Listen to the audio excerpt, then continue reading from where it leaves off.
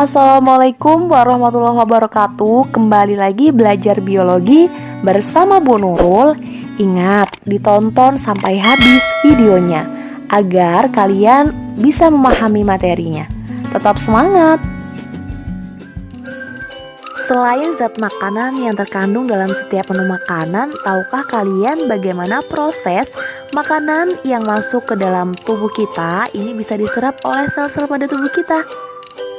Ada yang tahu?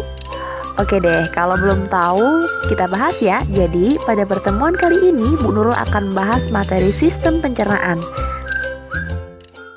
Sistem pencernaan makanan merupakan kumpulan organ yang bertugas mencerna makanan menjadi bentuk yang lebih sederhana yang nantinya dapat diserap oleh tubuh. Adapun pencernaan makanan ini meliputi beberapa proses. Yang pertama ada ingesti, masuknya makanan ke dalam mulut. Kemudian pemotongan dan penggilingan makanan ini dilakukan secara mekanis oleh gigi dibantu dengan saliva. Kemudian ada peristaltik, ini adalah gelombang kontraksi otot polos yang menggerakkan makanan sehingga tertelan dan masuk ke dalam saluran pencernaan. Kemudian ada digesti, yaitu hidrolisis kimia yang menguraikan molekul besar menjadi kecil sehingga mudah diabsorpsi oleh darah.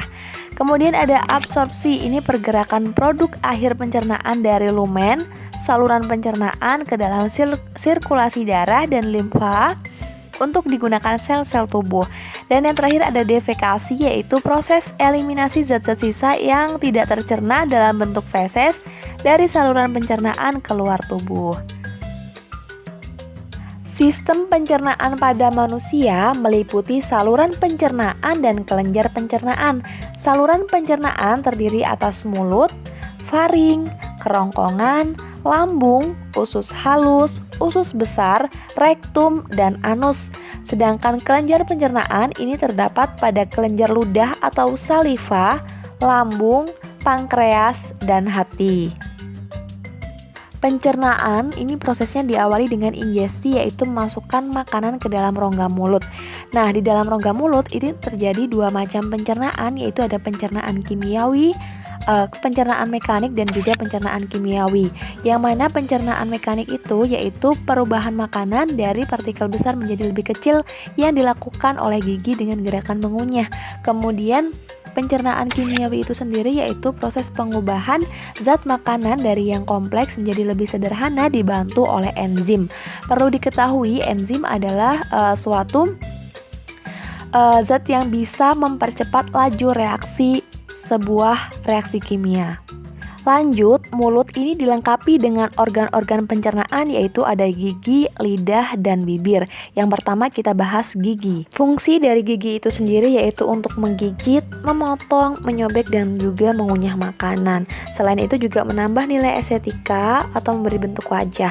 Nah, struktur gigi ini terdiri atas 3 bagian, yaitu ada mahkota atau korona atau crown, yaitu bagian gigi yang terlihat nih, gigi kita.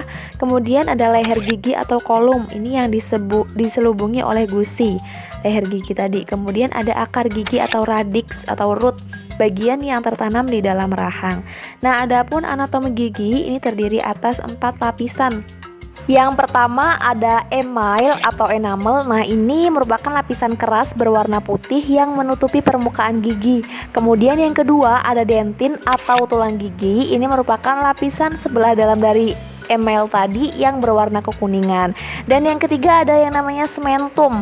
Nah, ini merupakan lapisan luar akar gigi yang berbatasan dengan tulang rahang. Sementum ini berfungsi untuk membantu menahan gigi agar tetap melekat pada gusi. Dan yang terakhir ada yang namanya pulpa atau rongga gigi, yang mana di dalamnya nanti terdapat pembuluh darah dan serabut saraf yang menjulur hingga ke akar gigi.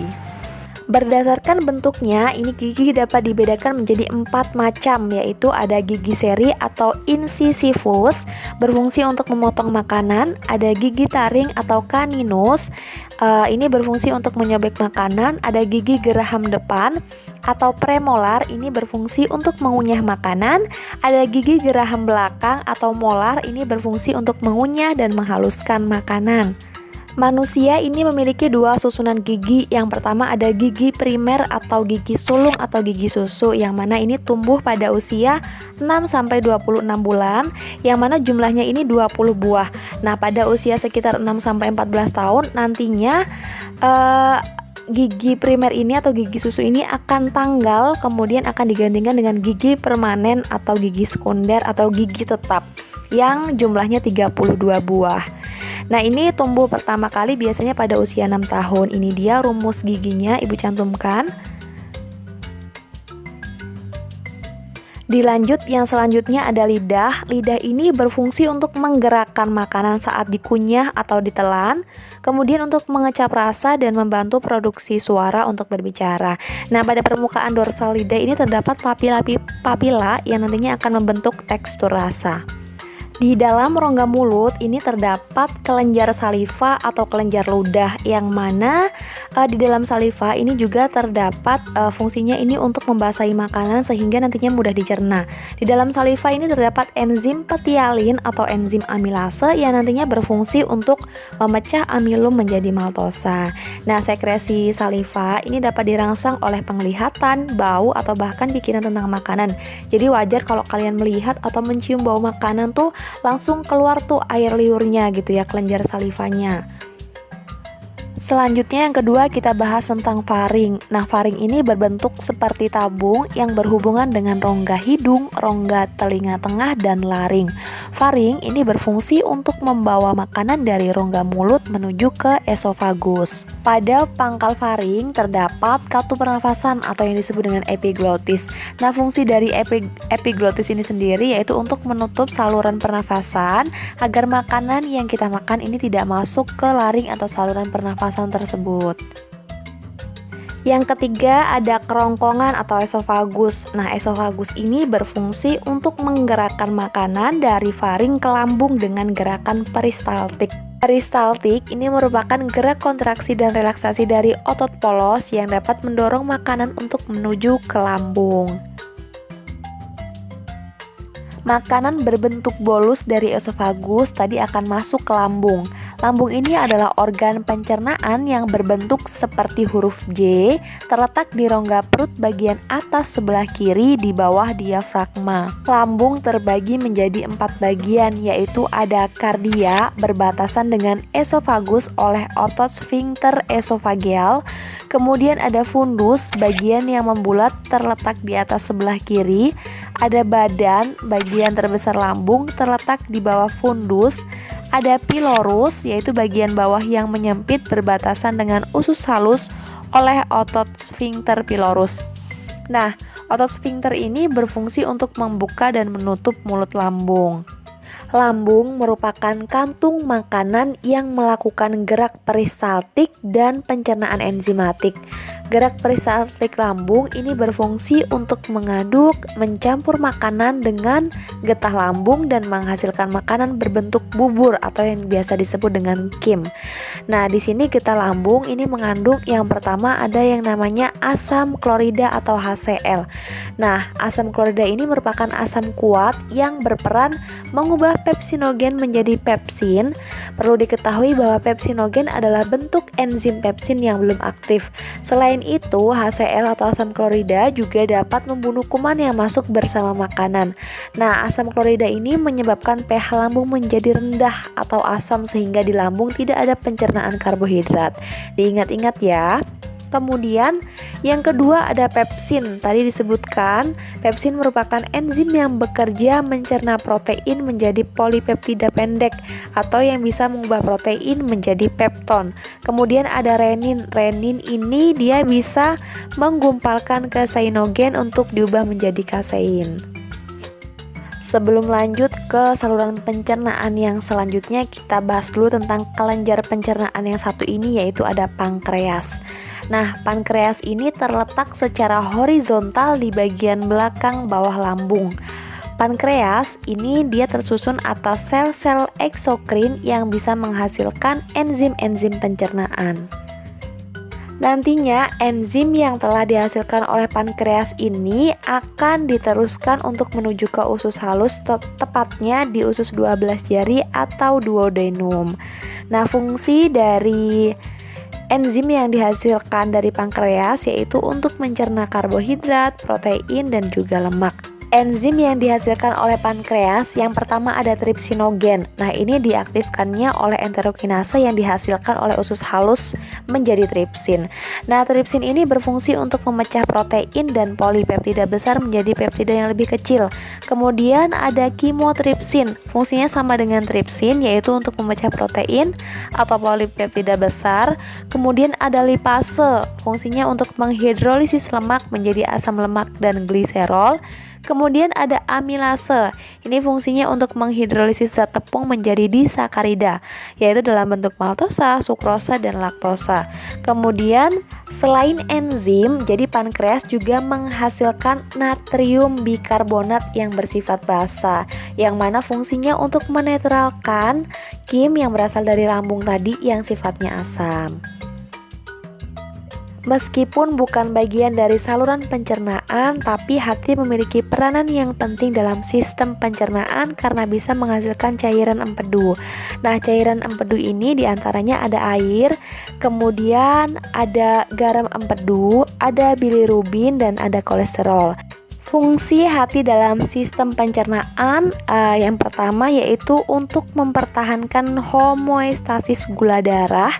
Kemudian yang kedua untuk menyimpan gula dalam bentuk glikogen dan nantinya mengubah kembali menjadi glukosa apabila diperlukan. Yang ketiga untuk menyintesis lemak dari karbohidrat dan protein serta mengatur penyimpanan maupun pemakaian lemak. Yang selanjutnya yaitu untuk menyimpan mineral, vitamin larut lemak, serta toksin dari pestisida atau obat-obatan yang tidak dapat diuraikan dan diekskresikan. Dan yang terakhir yaitu untuk produksi panas dari aktivitas kimia dalam hati, terutama saat tidur. Dari lambung, makanan akan diteruskan ke dalam usus halus. Usus halus ini terdiri atas 3 bagian, yaitu ada usus 12 jari atau duodenum, ada usus kosong atau jejunum, dan ada usus penyerapan atau ileum. Struktur dari usus halus ini memiliki banyak jonjot usus atau villi yang berfungsi untuk memperluas permukaan penyerapan sehingga makanan dapat terserap sempurna. Nah, setiap jonjot usus ini mengandung jaringan kapiler dan juga limfa. Di usus 12 jari, lemak yang sudah diemulsikan oleh hati nantinya akan dicerna oleh enzim lipase diubah menjadi asam lemak dan juga gliserol. Kemudian enzim amilase yang dihasilkan oleh pankreas nantinya akan mengubah amilum menjadi maltosa. Dan enzim tripsin dan kimotripsin nantinya akan memecah protein menjadi dipeptida. Lanjut, di dalam jejunum ini juga terjadi pencernaan enzimatis yang merupakan kelanjutan kerja dari pencernaan usus 12 jari tadi, yaitu di sini ada enzim-enzim yang dihasilkan diantaranya ada disakaridase, yaitu maltase, laktase, sukrase, kemudian ada aminopeptidase, dipeptidase, dan enterokinase. Maltase nantinya akan memecah maltosa menjadi 2 molekul glukosa, sukrase akan memecah sukrosa menjadi glukosa dan fruktosa, laktase akan memecah laktosa menjadi galaktosa dan glukosa. Sedangkan dipeptidase dan aminopeptidase akan memecah dipeptida menjadi asam amino. Adapun enterokinase berfungsi untuk mengaktifkan tripsinogen menjadi tripsin. Lanjut, di dalam ileum nantinya akan terjadi penyerapan makanan. Jadi molekul yang sudah diubah menjadi yang lebih sederhana tadi, glukosa, fruktosa, galaktosa, asam amino, vitamin, dan beberapa mineral nantinya akan diserap oleh kapiler darah. Sementara asam lemak dan gliserol diangkut oleh pembuluh kil atau pembuluh limfa sebelum diserap oleh tubuh. Makanan yang tidak terserap oleh usus halus nantinya akan diteruskan ke usus besar. Usus besar atau kolon memiliki fungsi diantaranya yang pertama membentuk massa feses atau kotoran, Kemudian sisa makanan yang ada di usus besar tentunya banyak mengandung air, sedangkan tubuh memerlukan air. Nah, jadi fungsi yang kedua yaitu akan terjadi yang namanya reabsorpsi air atau penyerapan kembali air. Fungsi selanjutnya yaitu untuk membusukkan makanan yang mana akan bersimbiosis dengan bakteri Escherichia coli. Nah, selain itu, bakteri Escherichia coli ini dapat menghasilkan vitamin K yang nantinya bisa berperan sebagai pembekuan darah. Panjang usus besar itu sekitar 1,5 sampai 2 meter yang mana bagian-bagiannya terdiri atas usus besar yang naik atau ascending, kemudian mendatar atau transcendent, dan menurun atau descendant yang nantinya akan berujung di anus. Nah, di antara usus halus dan juga usus besar ini terdapat yang namanya sekum, yaitu usus buntu yang di ujungnya terdapat umbai cacing atau appendix. Umbai cacing ini berisi massa sel darah putih yang berperan dalam imunitas. Sebelum berujung ke anus, ini ada bagian akhir dari usus besar yaitu rektum. Nah, rektum ini merupakan tempat penampung sementara sisa-sisa pencernaan sebelum dikeluarkan melalui lubang pengeluaran atau yang disebut anus tadi. Antara rektum dan anus ini terdapat dua otot sfinkter, yang satu bersifat sadar dan yang lainnya bersifat tidak sadar. Nah, sekali atau lebih setiap harinya nanti akan terjadi kontraksi kuat usus besar yang akan menciptakan dorongan untuk mengeluarkan feses atau yang disebut dengan istilah defekasi. Cukup sekian penjelasan materinya, semoga materi yang Ibu berikan bisa bermanfaat dan dipahami. Ibu akhiri, wassalamualaikum warahmatullahi wabarakatuh.